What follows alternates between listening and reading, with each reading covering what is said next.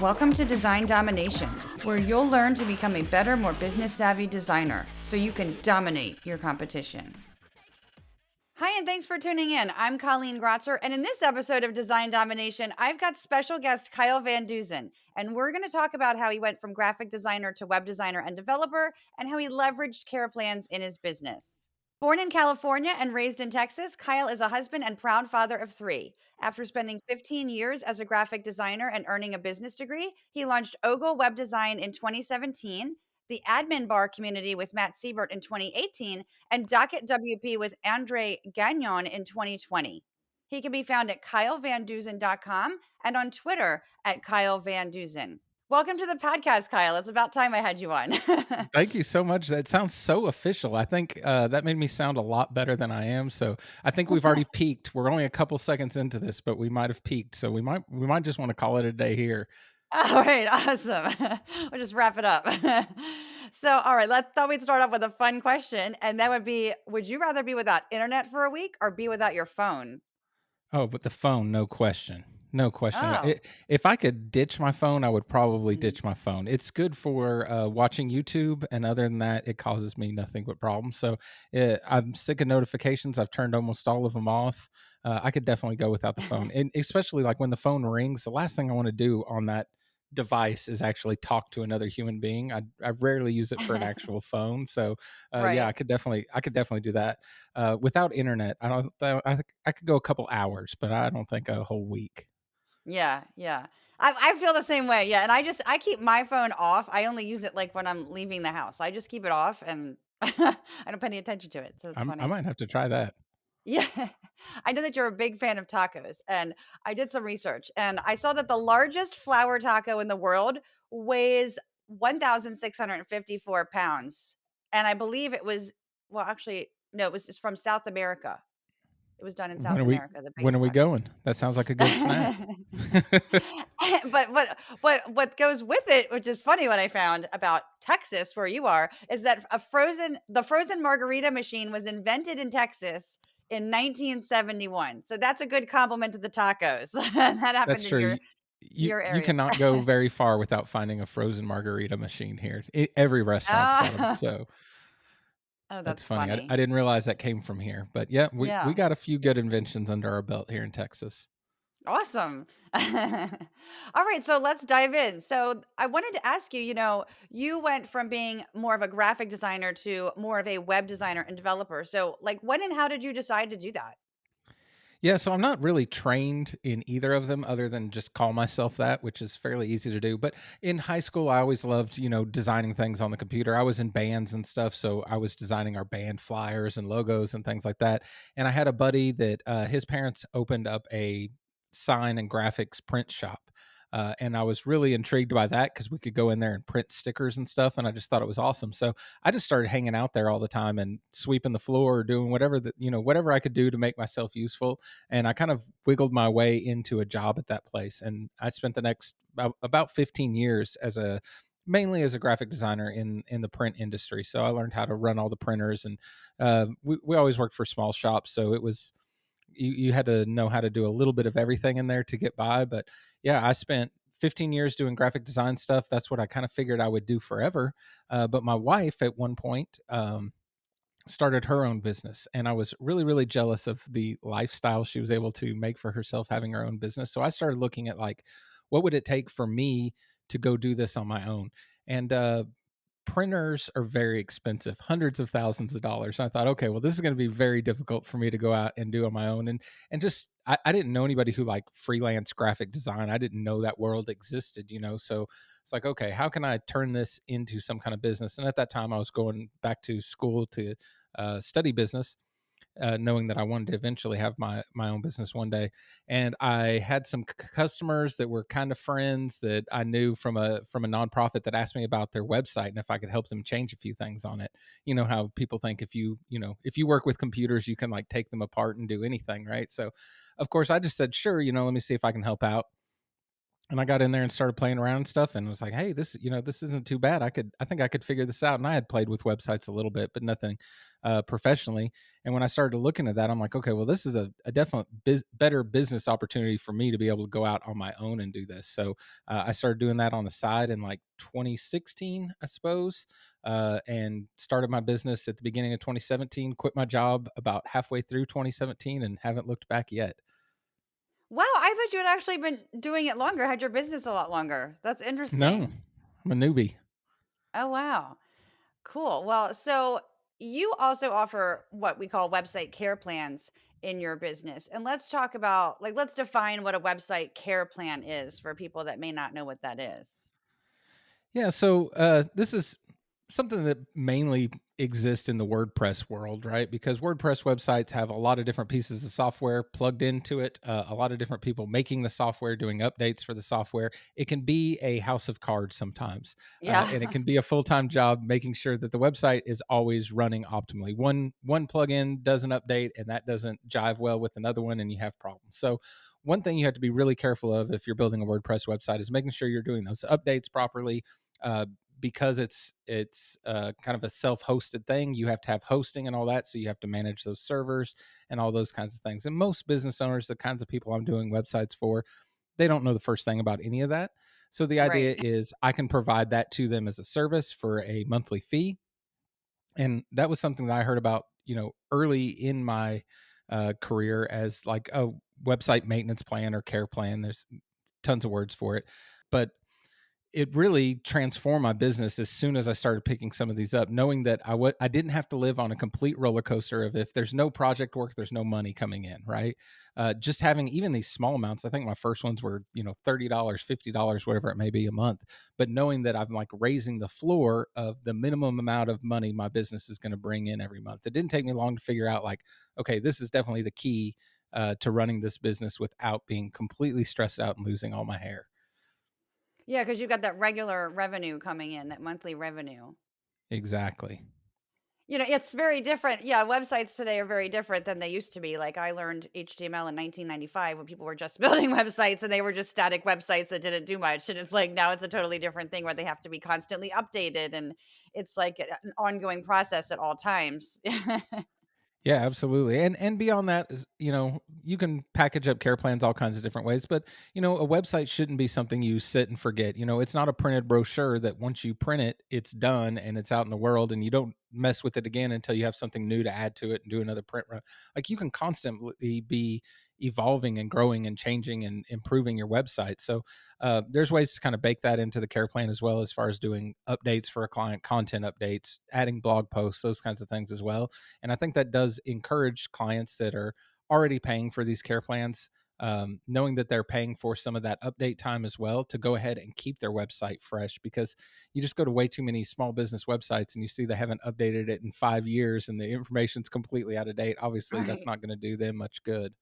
You don't have any support, right? You're doing all the support yourselves. Like you don't have someone else doing those admin tasks, right? Yeah, I do it at this point. I'm still doing that all myself. I have about 45 clients on care plans at this point, and most of them are, I've built the systems up around that side of my business that it's having 20 of them or having 40 of them, there's not much more work to do in between those two numbers. So really I can add to my care plan roster without adding to my work dramatically. It's small increments every time I add somebody new.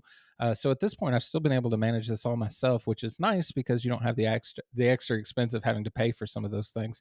A lot of clients don't need updates or like one-on-one attention every month, so those months that they don't, it's a definitely one of the higher profit margin things in my business. Even though the cost of it isn't huge, it's not a huge money maker individually.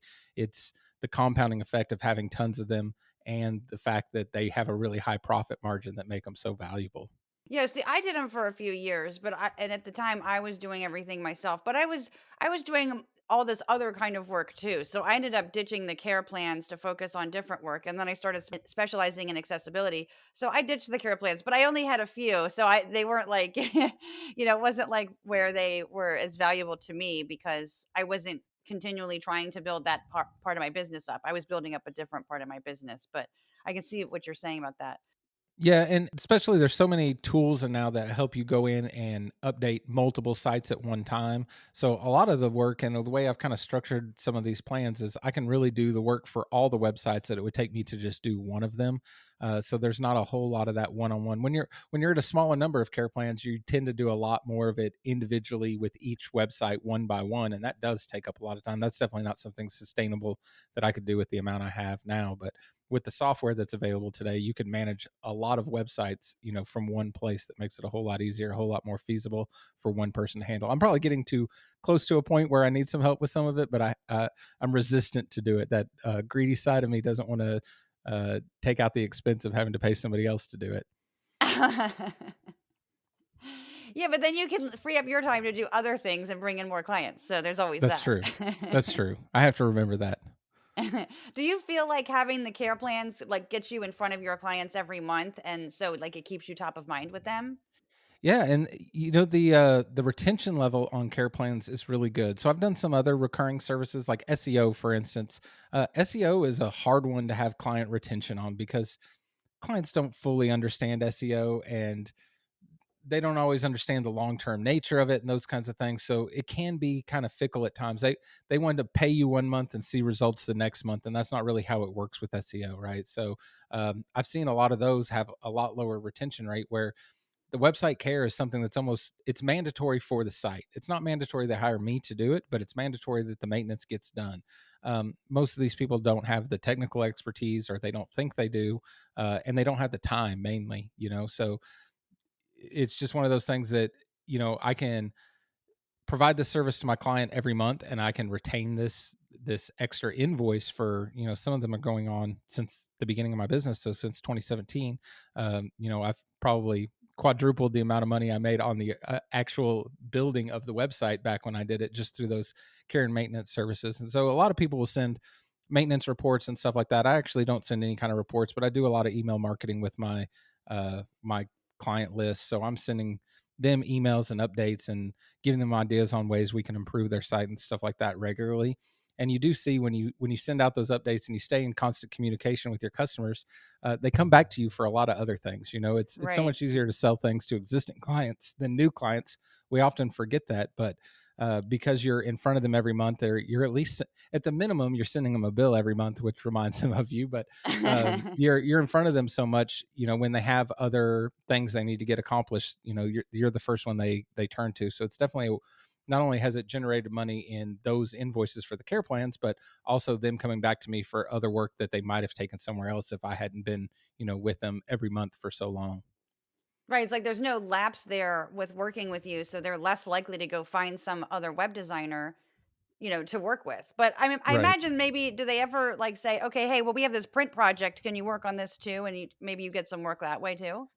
Yeah, and when I first started the business, it was, I was taking any kind of work I could get. I've kind of phased out some of the print stuff over the last year or two, just because time limitations. The print world doesn't seem to be as profitable, and I don't feel like I have as much passion for doing it. So I have a few handful of clients that I still do print work for, business cards and brochures and things like that. But when I was first getting up and running, that was a huge part of it for me. Is if they came in through websites, we'd get that project done, and then I'd talk to them about the other things I could do for their business. Or if they came in through print design stuff, I would talk to them about the websites and digital marketing and those kinds of things too. So, the types of businesses that I'm working with need both of those things. So it was definitely convenient for them to be able to have one vendor that would be able to handle all that stuff. So it definitely helped get me to the place where I am now. It's just now I've realized I need to narrow down my focus a little bit, and the print stuff's kind of gone away for the most part. That makes sense. Well, one time I had David C. Baker on to talk about how recurring revenue is actually like it can put you in the order taker position rather than being the expert position. And I'm always talking about like on the podcast, being the expert versus the order taker. And one of the things that he said, which is about like a lot with monthly plans like this, is that it keeps you in that order taker position. But it sounds like with the way that you're handling it, by you're being proactive and you're approaching them with, hey, we could do this or we could do that. It sounds like they're still like you're taking you're going ahead and taking action with them to make sure that that doesn't happen, that you're still seen by them as the expert, not just, "Hey, just go do this, Cinderella," or something, you know? Right. Yeah, and it does that does vary from customer to customer. I'd say I do have some customers that are that are more on the side of like, just send that to Kyle, he'll do it, and I feel like maybe a little bit of an employee of theirs the way they handle those situations. But for the most part, I think most of the customers stay on that service and use me because they know they can use me as a sounding board for ideas, or Kyle, what do you think about this? Let's go over these things. So I think part of that is, how you position yourself, how your relationship with those clients and what you kind of bring to the Sure, table. So I could definitely see the danger of that being there. I haven't run into a ton of it, a few of the clients, but I find that those clients don't usually stick around for quite as long because they're usually, if they're just trying to get somebody to fill orders, to do these little tasks just to get them off their plate. Typically, they're going to be looking for the lowest bidder, and my services aren't the lowest bidder, so they might go somewhere else if they're just looking for something like that, and that's fine with me. I don't have a problem with that at all. yeah, really. So what types of tasks do you include in your website care plans? And, well, do you have more than one plan? And, like, what do you include in those? Yeah, so they've evolved a ton over the amount of time I've been doing it, but where I've landed right now is the best I've felt about it, and it's basically I have there's 3 plans, but there's really only 2 that I have, 99% of clients on. So the lowest plan is basically everything that I can do to, like one to many. So I can do it in one central location and it's going to update all the sites at once. So those things like doing plugin updates, security, hosting, those kinds of things that I can manage one to many. And that's my cheapest offering because I don't have to do a whole lot of one-on-one work with it. And a lot of the small businesses, little local restaurants, mom and pop stores, things like that, most of them go for that because it's the most affordable option for them. And those probably have the biggest profit margin for me, even though the price is lower, because I can, whether it's one site or 50 sites, I can basically do all the work in the same amount of time. So now that I've grown that list up quite a bit, the profit margin on each one of them, with every new client I bring in, the profit margin just gets better, right?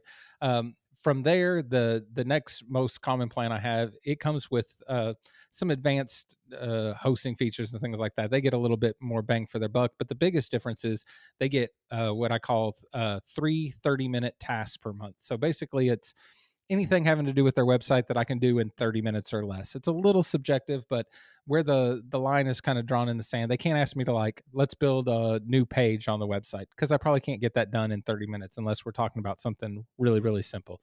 Um, it stops me from, let's rewrite all the copy on this page. Well, we're not even going to be able to plan that out in 30 minutes, right? So Yeah, heck it kind of no. limits it, right? It kind of limits it to the things that we can get done quickly, adding a blog post, changing photos out, um, updating links in the footer or whatever it may be, these little things that they do need fairly regularly, but I can put some kind of cap on saying, okay, well, this is outside of the scope of the care plan, but I could quote out doing this work. And that happens quite a bit too, where they'll come and say, hey, we're doing this new service, we need a new page for it, and a new form and all these kinds of things. I'm like, okay, well, that's not going to be included in the care plan, but I can give you a quote on all that. So that plan is fairly popular with the clients who are actively investing in marketing and trying to improve their website. I do have kind of a third plan that's more hours, better hosting, all those kinds of things. But to be honest, it's really more of like a price anchor than anything. It's a higher cost. I do have a couple clients on it because the types of e-commerce stores and stuff they have, they need a little bit more attention than the others. But for the most part, the majority of the clients are on those first two plans. And what kind of expenses do you include? Because, some plugins are free, and then you've got some that cost a lot. So how do you manage that and, like, distinguish which ones you're going to, what kind of paid things you're going to include? Yeah, so I have a stack of plugins that I use on the vast majority of my website. So I have, this core group that I'm going to use on every single project. Then I have some that I use, pretty frequently. I have some that I use every now and then. And then there's some plugins that are like one off for this specific project. So anything that's kind of in my stable of plugins, all those ones I'm using every time or pretty frequently or have used several times, I just include all those the cost of all that software in the care plan. Most of the time I'm buying developer license that allow me unlimited sites or 100 sites or whatever, 1,000 sites, whatever it may be. So I'm able to spread out those costs, and it's pretty affordable per client for me to just include that in there. Now, if they do have something, you get into this with like WooCommerce stores where you got to buy like a specific add-on for this, they want to name your price or something. You have to buy a $200 add-on because that's how Woo works. So those kinds of things I don't include in the care plans. And, some of my clients have me buy it and they reimburse me, or some of them just buy it themselves. But for the most part, I would say, uh, 99 out of 100 of the plugins that I have in there are things that are just included with the website. So they don't really have to fool with all the licenses and updates and things like that. If you broke out the typical website, they'd probably save money buying all those plugins on their own than they would. It doesn't justify the cost of a care plan, just the plugin license alone, but it definitely helps that they don't have to fool with all those things as well. And remember to update things, put license numbers in, all those kinds of things. Right. What should somebody think about before they start offering care plans? Are there certain things? I would definitely say you don't want to do this without any kind of process, right? So if you're the kind of person, the For real sure. free spirit, creative type that just wants to be doing something new and challenging all the time, uh, care plans probably aren't the best thing for that. It's often routine, mundane, boring work most of the time. But if you put the right processes in place, if you're going to do it yourself, it's a fairly easy, task to do during the week. I do updates a couple times a week. It takes me, 30 or 40 minutes. And it's just become part of my routine. I don't even really think about it anymore. And it's also something that you can outsource really easily. There's tons of companies, GoWP, Maintain Press, there's several of them that just do those kinds of services for you. So you could outsource to a company like that, or even if you hired on a VA, putting together the processes of doing all that and giving them, the step by step workflow of everything that needs to be done is something that could be handled by anybody with kind of minor technical skills, I would say. I would definitely say you need to be kind of more process driven and focused and not scared of doing routine, mundane work. If you get bored easily, that might not be the best thing for you. The other thing is, when you start bundling in things like hosting, if you're managing their DNS, if for whatever reason you're purchasing domains and you're responsible for renewing the domain and stuff, all these things are adding some liability to your business, right? So I tell my clients straight up, if I'm hosting your website, I'll handle any hosting issues that come up or whatever. If there's a problem with the server, I'll take care of it. But they know I'm a solo business owner. I'm not available 24/7. If their server goes down at 1 o'clock at night, there's no way to get a hold of me. My phone's on silent. I'm not checking my email at 1 o'clock in the morning, so it's just going to wait till I get up in the morning. So there have been some clients. I have a couple of clients that are kind of in the SaaS industry that need, they have clients all over the globe, and if the site goes down at 1 o'clock, that's a problem because it's 5 o'clock somewhere, right? Um, so for those people, we'll put them on their own hosting where they can have access to the hosting company's technical support and stuff 24/7. But there is just more liability that comes with, you're responsible for their website being taken care of. So I've lost plenty of time to hosting issues, security issues. I've lost time to plugin update issues that I have to go back and fix, because it's almost kind of like an insurance plan for the customer, right? They're paying this money to make sure the website's working. So when things don't go right, and if you pick, some kind of software you realize later down the road, cough Elementor, that doesn't always update and work really nicely with others, um, you might sink a lot of time going back and fixing some of those problems that you're not getting paid extra for. You've been getting paid all the care plan money this whole time, but you might end up having to eat up some hours or days fixing problems that wasn't on your to-do list. So those are definitely some things I would you need to think about before you jump into doing something like that.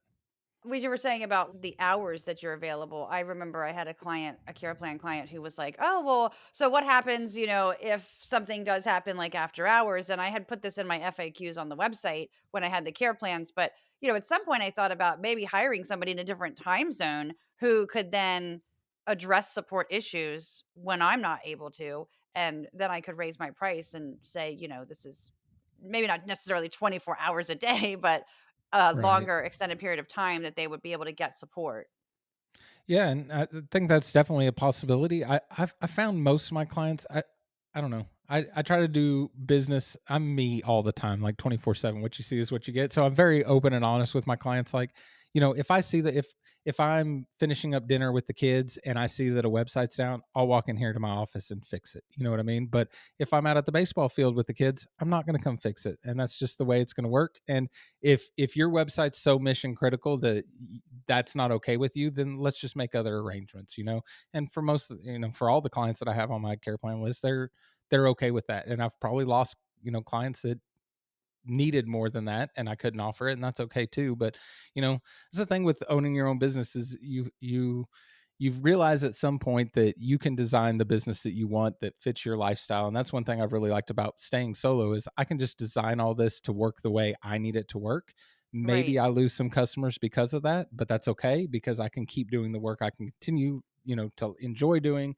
I can keep the schedule I want. I can take the time off I want and all those kinds of things. So for me, it's been more about just putting everything in place, take it or leave it. This is how it is. And if that doesn't work for you, we'll find other arrangements. Yeah, exactly. I mean, I had a longtime client.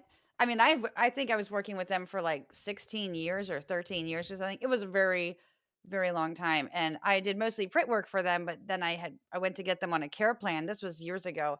And so and I had said to them, I just made your site accessible. I just redesigned it, rebuilt it. I went through all 80 pages and reformatted the copy and everything to make it accessible. And I'm like, okay, we need to be on a care plan because you can't just be going in there and messing with things and then like undoing what I did, right?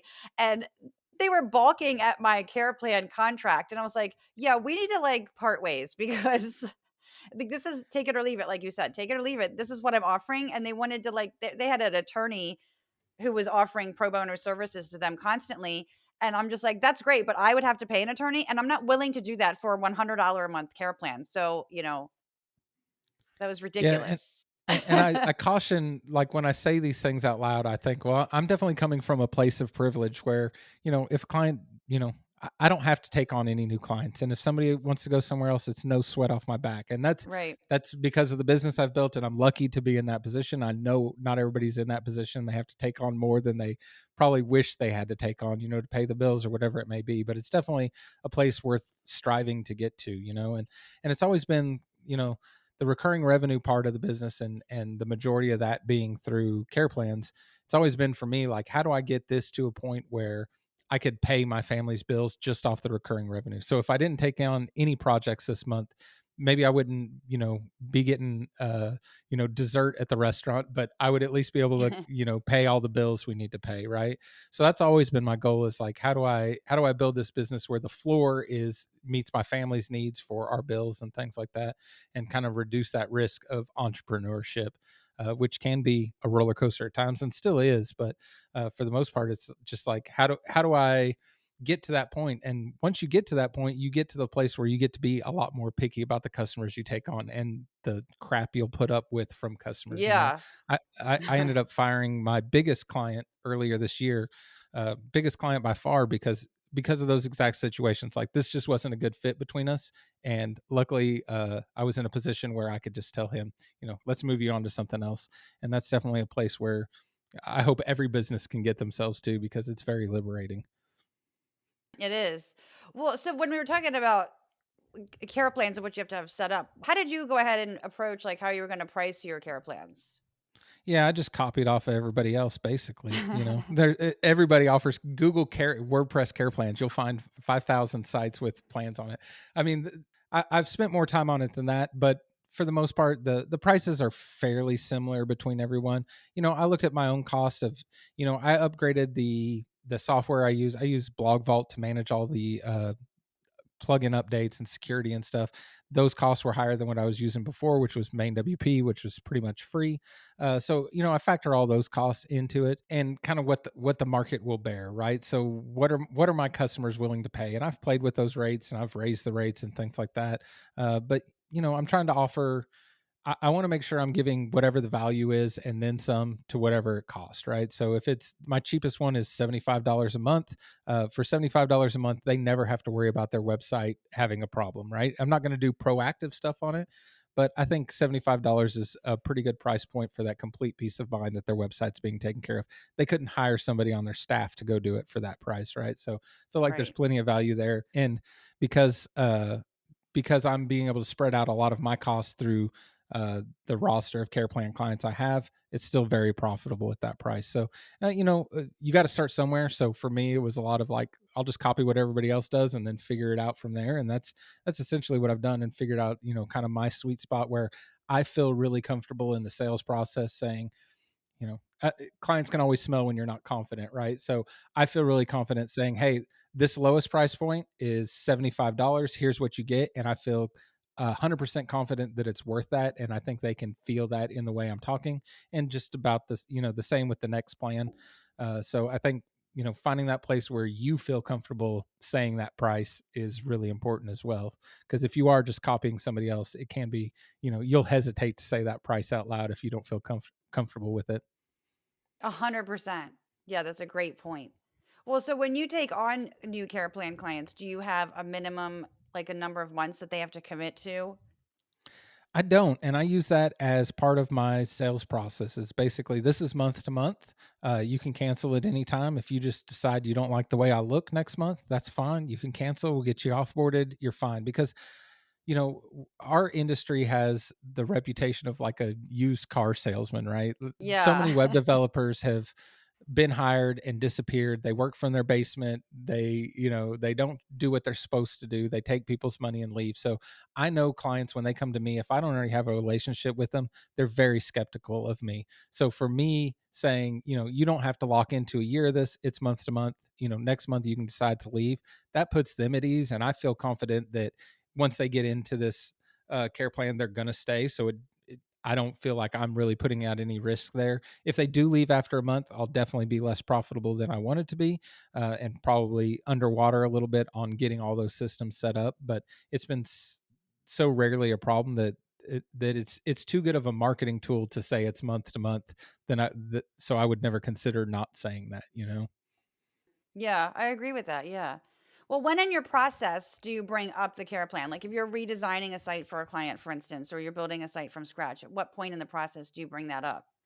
So I bring it up immediately the first call. So when we start talking about what kind of website do you need, this and that, I'm going to ask them about, do you already have hosting? Who's going to take care of the website? Who's going to do updates going forward? Because all of those things are going to really help spec out the project because I need to build something differently if somebody else is going to be taking care of it. So uh, I also don't want it to be a surprise to anybody. Though, when I first started doing this, it was I needed to get the job secured, so I did the job. Then we got to launch, and then I brought up care plans. And I know that wasn't a good look on my business. Them feeling like, "Oh, you didn't tell me from the beginning that I was going to have to continue paying you into perpetuity for this website to keep running." That definitely wasn't a good thing to do to my clients. So I feel the earlier you can bring it up, the better chance you are of converting them eventually. Just planting the seed in their mind that their website isn't a one-off expense; it's going to be an ongoing investment into their marketing online.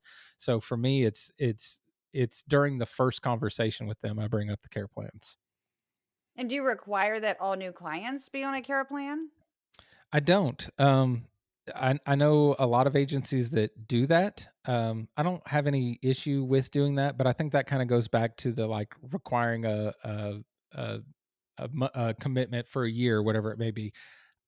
I feel like telling them they have to marry me for me to be able to do their website project is a little bit too much. I wouldn't want to do that, and that's kind of how I've judged it. Like if I was hiring somebody new, I wouldn't want to say, okay, well, and I have to sign up for the service for the next few years or whatever. So I don't require it, but I think part of it's just like I have a process, I have sales tools to help sell the care plan. I know that this is going to be beneficial to them. And if they don't want it, fine. They can go handle it on their own. They'll be back. I Mhm. know they always come back. I just have enough confidence in it, I guess, at this point. I've done it enough times that I don't feel like I have any need to pressure them into doing it. And besides, like the clients that feel like they're obligated to work with you are usually the worst clients you can have. For me, I want clients paying that invoice every month because they want to pay it because they know they're getting value out of it. And I feel like if I force them into it or coerce them into it, or anything like that, they would feel pressured to do it, obligated to do it, and that just doesn't set up a good relationship for us. So for me, it's all voluntary. I definitely recommend it, but I recommend it 100% honest. And I do have some clients that are, more technically inclined and can handle these things. And what I explain to them is like, I know you can do all this, but you need to, like, let's get this on your calendar. You need to set up reminders because you have to do this every week. Like, that's not an option. So for some of them, it's more like, I can't be bothered with having to do this every week or every month or whatever those updates may be. So for me, it's just really being honest about it. I think that's the best way to go. So then how do you handle the one-off requests from the clients that don't go on a care plan? Do you just give them an estimate? Yeah, so this has changed some over my career too. Is just in the beginning, it was I had the free time, so I would just quote those things out and do them for them. Um, right now where I'm at and being busy, those care plan clients obviously get priority. So if somebody comes back and needs changes and I'm busy with care plan stuff, I'll just have to tell them you're going to have to wait in line. But right now I'm busy enough that I'm probably just not available to do those kinds of things right now. So I would tell them, hey, if you wanted to jump on a care plan, you can do that. I can get these things taken care of. They'd be part of the care plan. That's totally fine. If not, I'd have to recommend you somebody else. So I don't have the capacity for that right now. Now, I have told clients before, sign up for a care plan for a month. We'll get these things done. If you decide you don't want it, cancel it. 1 month on, 1 month off. Because I know they're thinking, I could probably just sign up for a month and then quit. So I might as well like point out the elephant in the room, right? And I have some clients now that kind of came in that way and have just stayed on. So I don't know. It's a roll of the dice sometimes, but so much that just depends on your workload. But for the most part, if they need the help and I have the capacity, then I would just quote that out. I do give so if somebody's on my care plan and they need something, they need work done above what's included in the care plan, I do give them a discounted rate on those kinds of things. They get better pricing from me, and people that aren't care plan are going to pay full price. So there is that too. I can make a little bit more money off those one-off things for the people that aren't on a care plan. I used to do that too. What objections do you normally hear about why somebody doesn't want to go on a care plan? Obviously, an extra bill every month. Like, I think we're Right. all Netflix to death that we have all these subscriptions. Everything's a subscription now. Or So Adobe to death. right, yeah, no doubt. But so I think that's the biggest one, is just the cost objection. The other part, I think the all the other objections just have to do with client education. I think the average person doesn't understand how WordPress works, so they don't understand how the software works and the updates work and the fragility of the system and all those kinds of things. So a lot of that is just client education and helping them understand. And that's why I always try to tell them, like, hiring me for the care plan is not mandatory. Doing all the tasks for the care plan is mandatory. Uh, Otherwise, whatever you pay me to build this website, you're throwing in the trash because it's going to be ruined a few months down the line if you don't take care of it, right? So I think when you can explain it that way, that's helpful. I've put together a blog post that it's like DIY care plan. So I step them through everything you need to do every day, every week, every month, every year. Here's everything I do to take care of your website step by step. I'll hand that to them. Some people are afraid to do that, thinking, well, if they know if you give them all the keys to do it, then wouldn't they just do it and not hire you? I find that's the opposite. I find that they look at that list and go, oh yeah, I don't want to do all that. So yeah, Kyle, why don't you just do that for me? So I think the biggest objections just have to do with the client education side of it, not understanding how it works. And you can always use, metaphors like if you go out and buy your car and you don't change the tires and change the oil and those kinds of things, you're going to ruin your car. Same thing with your website. If you don't do the routine maintenance that needs to be done on it, you're going to ruin your website. There's no use throwing thousands of dollars down the drain because you don't want to spend $75 a month. And I think most rational business people can handle that conversation. Right. Well, so what do you do then when they want to cancel a care plan? I I uh, I have a small offboarding process that basically I send them a copy of a document that I have called the Website Owner's Manual that explains here's where all your licenses are. Here's everything you need to go purchase for those licenses to get all those licenses under your name. Here's what we need to do to transfer you to your own hosting account. Let me know when you have that set up, and we can do all that. I typically give them 30 days. So, they're going to have to continue paying their plan until they're off of it, right? But we try to expedite that process to 30 days so we can get them off of there. And then I send them the list of the DIY care plan stuff. and wish them well. I don't really hold any animosity if somebody, usually they're going to cancel because they can't afford to do it anymore, or they found somebody else to do it. If they simply can't afford to do it anymore, what am I supposed to do? I'm not going to do it for free. I understand they have to cut costs somewhere. I'm not going to hold any grudge against them on that. They found somebody else to do it cheaper. I'm kind of the same way on that. If you're willing to roll those dice, then that's totally fine with me. So I just take them through that process and get them offboarded. I have some email scripts and things that I send that I guess they're persuasive and from a marketing lens that help them understand the decision they're making. Not because I'm trying to like hard pressure sales them back into my system, but because I want them to understand what they're saying no to. Like, okay, yeah, you won't get this bill anymore, but you're also saying yes to all these other things. So here's what's happening behind the scenes, and here's everything you're going to have to do just to make sure they understand that. Not only because I'd like to keep them, but I don't want them to leave and then realize down the road that they screwed up, right? Or that their website screwed up and they have to come back. So, for me, I just want to make sure that they understand the decision they're making completely. So that's a big part of it. Still going on with the client education part of it.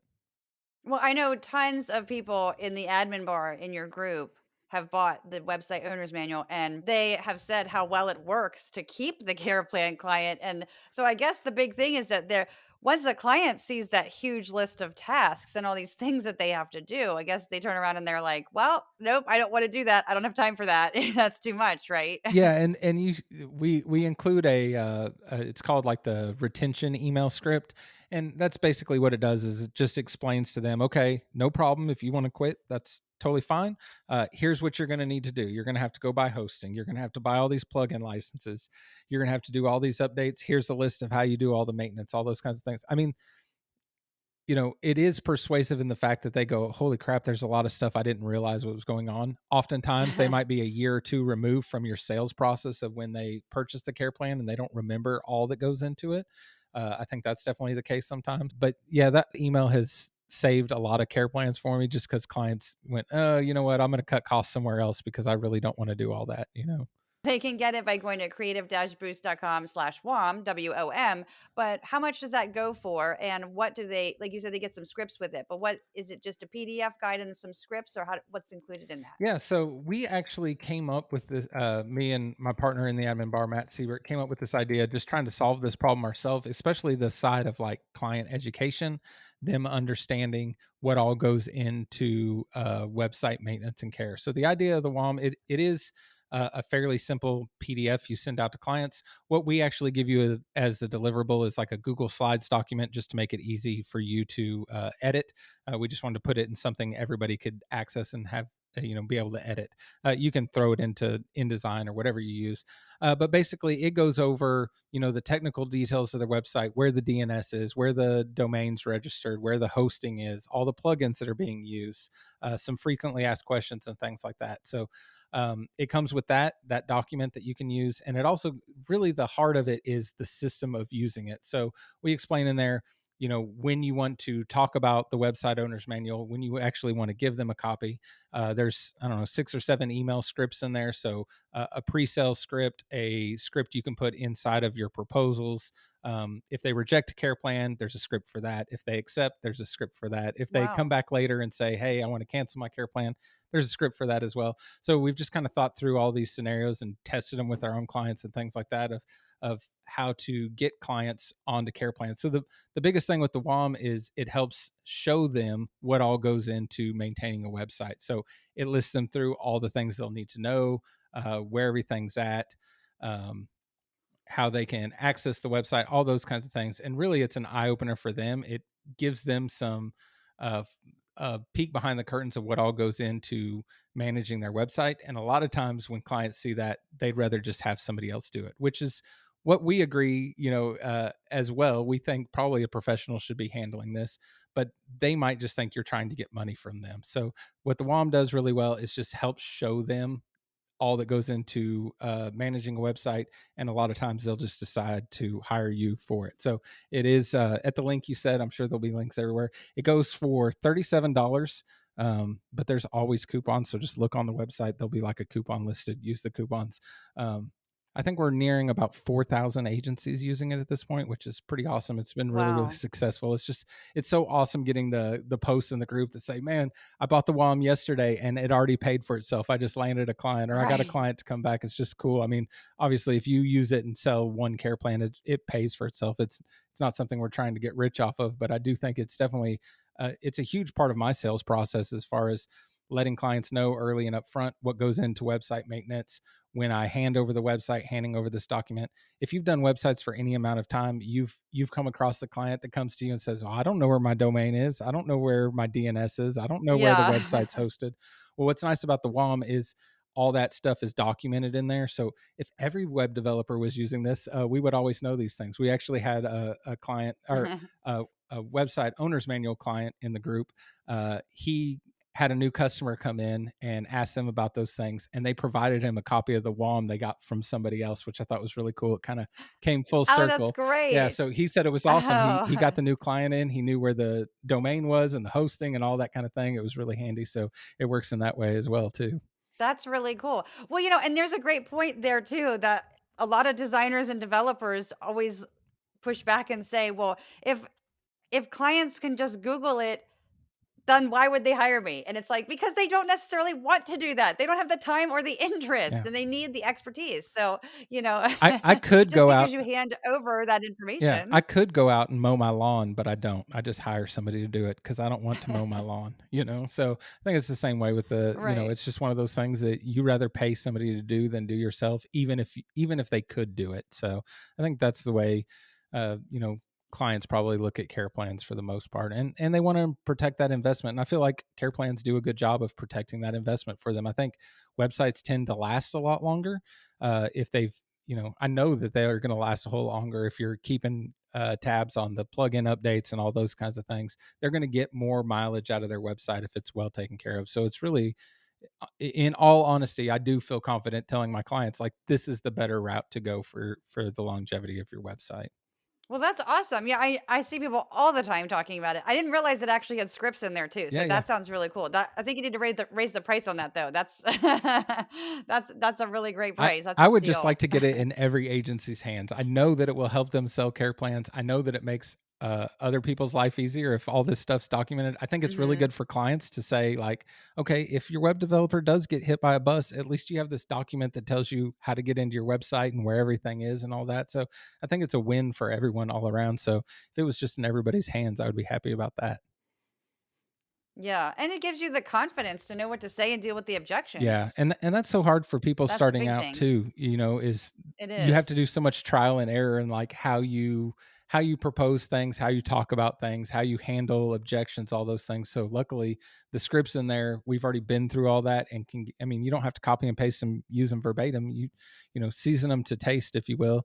But at least it gives you a Mhm. starting point. It's for basically every scenario that can come up with any kind of client objection on the care plans. Okay, and again, that link is creative-boost.com/WOM, WOM.